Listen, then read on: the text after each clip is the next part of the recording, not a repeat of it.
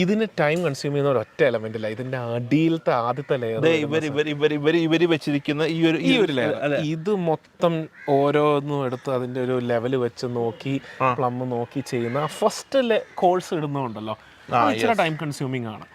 അത് കഴിഞ്ഞാൽ ഇത് കൃത്യം ലോക്ക് ചെയ്ത് അങ്ങ് പോകാൻ പറ്റും.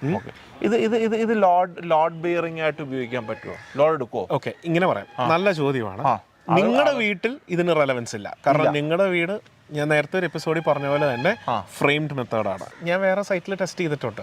ടെസ്റ്റ് ചെയ്ത സാധാരണ കട്ടേനേക്കാളും ഇത് കംപ്രഷൻ സ്ട്രെങ്ത് കൂടുതലാണ്. അപ്പം എനിക്ക് ആസ് എ കസ്റ്റമർ എനിക്ക് കിട്ടുന്ന ബെനിഫിറ്റ് എന്ന് പറഞ്ഞു കഴിഞ്ഞാൽ, നമ്പർ 1, തേക്കണ്ട എന്നുള്ള ഭയങ്കര വലിയൊരു കോസ്റ്റ് എനിക്ക് ലാഭിക്കാൻ പറ്റും. അടുത്ത കേസ്, നനയ്ക്കണ്ട. അതൊരു ഇൻവോൾവ്മെന്റ് ആണല്ലോ, നനയ്ക്കേണ്ട ആവശ്യമില്ല. നനയ്ക്കണ്ടെന്ന് മാത്രമല്ല, തേച്ചിരുന്നെങ്കിൽ വീണ്ടും നനയ്ക്കേണ്ടി വന്നു. അതൊക്കെ അതിനൊക്കെ ഒരു കോസ്റ്റും അതിനൊക്കെ ഒരു ബുദ്ധിമുട്ടും ഉണ്ട്. ഓക്കെ.